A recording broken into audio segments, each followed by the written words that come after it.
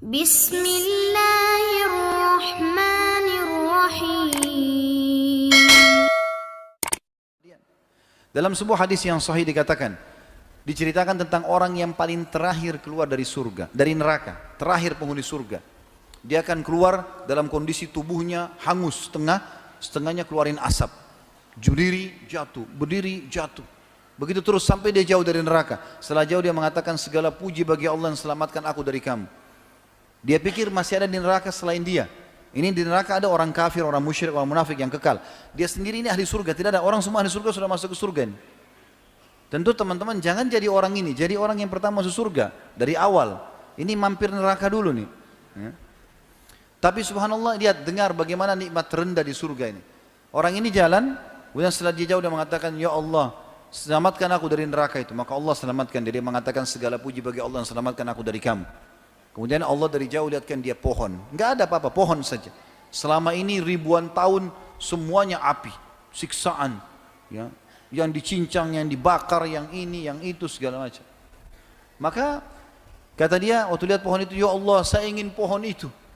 Bagaimana sih kalau kita lagi panas terik matahari, kita ingin naungan di bawah pohon? Saya ingin pohon itu.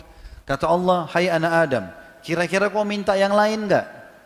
Dia bilang, tidak ya Allah, saya tidak akan minta yang lain, pohon itu saja. Maka Allah bawa dia dengan suruh malaikat bawa ke pohon itu, dia bernaung di bawah pohon itu. Kata Nabi SAW, dia kira dirinya orang yang paling besar nikmatnya pada Allah, dari Allah. Karena pohon itu saja. Padahal orang sudah di surga semua nih. Setelah dia nikmati, Allah lihatkan dari jauh pohon, ada buah-buahannya, ada airnya. Tadi nggak ada itu. Maka dia tergoda, dia mau manusia. Tapi dia malu sama Allah. Tadi dia sudah janji tidak mau minta. Lalu dia bilang, ya Allah, pohon dan air, saya tidak minta lagi. Kata Allah SWT, hai anak Adam, sudah janji tadi. Ya Allah, pohon sama air, tidak minta lagi. Lalu dia kasih janji-janjinya sama Allah. Kata Nabi SAW, dia janji sama Allah, tidak akan. Baik, Allah antar ke pohon itu. Dia nikmati buahnya, dia mandi di airnya, segar. Dia anggap nikmat, dia adalah hamba Allah yang paling besar nikmatnya. Dari kejauhan setelah itu Allah bukain pintu surga, gerbangnya. Kecium bau wanginya. Dia lihat orang pakai baju sutra, dayang-dayang, pohon-pohon yang indah. Dia mau minta sama Allah, dia malu. Sudah janji tadi. Tapi ini surga, kalau dia bilang, ya Allah surgamu, saya enggak minta yang lain. Kata Allah, hai anak Adam, enggak ada yang memuaskan kamu. Apa kau mau aku berikan kamu seperti yang dimiliki oleh raja terkaya dunia? Sekarang saya akan masukkan kau ke surga ini, seperti permintaanmu. Tapi aku kasih kamu yang seperti dimiliki raja terkaya dunia. Tahu siapa ini teman-teman? Sulaiman alaihissalam. Kalau kita bilang raja terkaya di dunia, Sulaiman. Sulaiman alaihissalam bisa suruh jin, bisa bicara sama hewan, istananya dari kaca, luar biasa. Enggak ada raja seperti Sulaiman. Sampai kata Nabi SAW, Sulaiman telah minta kerajaan tidak boleh orang sebelumnya dan sesudahnya. Kata Allah SWT, hai anak Adam, maukah kamu? Aku berikan kau yang dimiliki raja terkaya dunia. Dia bilang, raditu ya Rabb, aku ridho. Jangankan begitu, masuk surga sudah cukup, apalagi dapat yang terkaya raja dunia. Ya. Maka Allah bilang, wala kamithluhu, kau akan dapat dobelnya. 2 kali lipat. Maaf. Lalu dia mengatakan, raditu ya Rabb, aku ridho hai Tuhanku. Allah lagi bilang, wala kamithluhu, kau akan dapat lagi yang dobelnya. Terus saja dia mengatakan raditu, Allah juga mengatakan, dan kau akan dapat semisalnya sampai 10 kali lipat. Saking gembiranya dia mengatakan, engkau adalah hambaku dan aku Tuhanmu ya Allah. Dia balik karena bahagianya dia.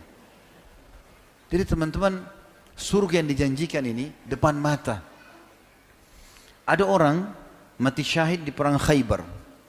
Orang ini baru masuk Islam, baru syahadat.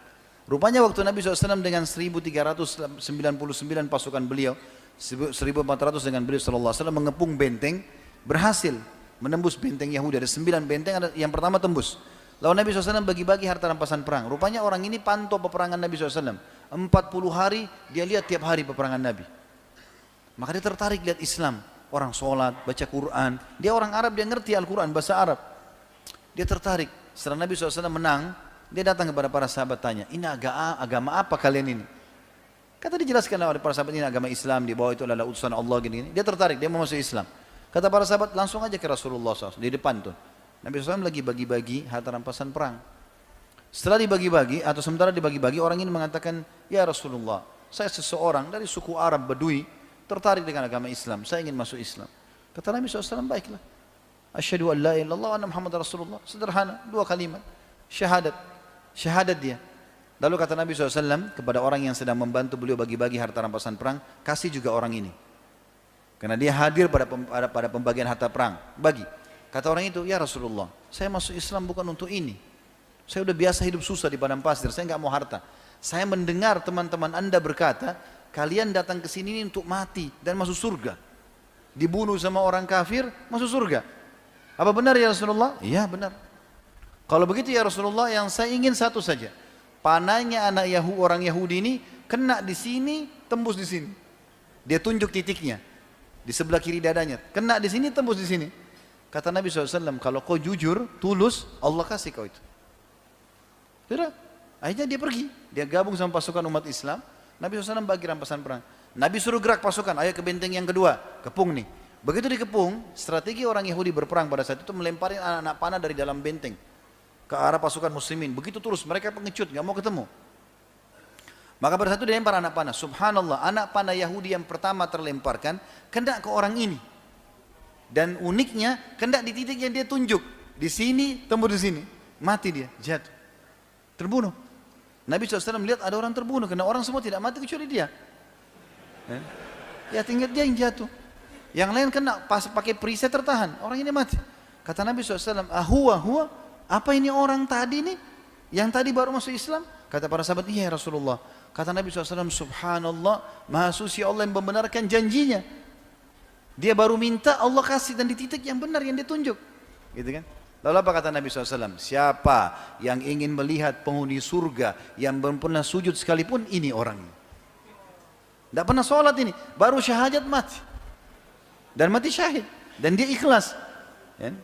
Maka dia masuk surga. Lalu apa kata Nabi SAW? Ini wasiatnya, ini penutupan bahasan kita. Apa kata Nabi SAW? Ingatlah, sesungguhnya surga seseorang di antara kalian lebih dekat daripada tali sendalnya. Azan, sholat, ada orang tua bakti, ada celengan masjid sedekah. Itu aja kok, amal-amal soleh yang sudah kita tahu. Itu, mati masuk surga. Lebih dekat dari tali sendal, kata Nabi SAW. Ini orang ini syahadat mati, masuk surga. Dan ingatlah, seseorang di antara kalian lebih dekat dengan nerakanya dari tali sendalnya. Hati-hati. Ke diskotik, mabuk-mabuk, ke karaoke, keluar tabrakan mati. Masuk neraka. Lebih dekat dari tali sendalnya. Dan ingat teman-teman, orang yang baik, orang yang soleh, Allah buat manusia suka. Allah suka dia, dikasih pahala banyak. Allah juga buat manusia suka. Kalau kita baik, asal antum ikhlas ya, bukan cuma performance saja, bukan cuma penampilan. Betul-betul apa yang ada dalam zahir ini, yang kelihatan, begitu dalam hati antum. Ikhlas kepada Allah. Allah akan buat itu efeknya besar. Orang pun akan suka sama kita. Allah suka, Allah kasih pahala, Allah juga buat orang-orang suka. Yang suka kita orang-orang yang soleh seperti kita tentunya. Orang yang fasik tidak bakal suka. Dia tidak suka dengan orang-orang yang baik, gitu kan? Begitu juga dengan teman-teman orang yang buruk, maka Allah benci. Allah buat juga orang tidak suka. Orang kalau walaupun dia teman dekat, tapi orang itu suka bohong, orang itu kasar, orang itu suka mukul, mencuri, temannya pun tidak suka sama dia. Tapi kalau orang jujur, amanah, santun, ramah, orang suka. Maka kenapa tidak jadi orang soleh ini? Apa uzurnya? Dan kenapa harus menjadi orang buruk? Untuk apa? Ingat, peringatan sudah sampai ke Bapak Ibu sekalian. Allah Subhanahu wa taala akan minta pertanggungjawabannya teman-teman. Maka ambil ilmunya, amalkan. Semoga insya Allah kita menjadi orang-orang saleh dan ditutup dengan husnul khatimah.